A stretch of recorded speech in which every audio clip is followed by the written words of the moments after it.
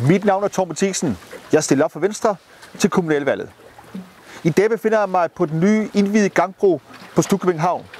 Stubbekøbing Havn er et dejligt sted, der sagtens kan kombinere erhvervsliv og turisme.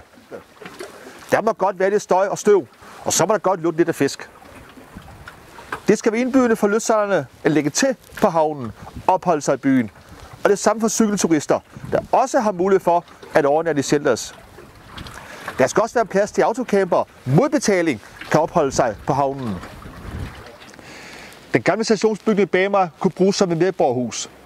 Et medborgerhus, hvor forskellige interessegrupper kan skabe liv, aktivitet og kulturelt samvær med musik, dans og kunstudstillinger. Der skal også kunne tilbydes turistfaciliteter i medborgerhuset. Det vil gøre det endnu mere attraktivt for turister at opholde sig her i byen. Lad os samarbejde. Jeg har brug for din stemme den 19. november. Vi ses!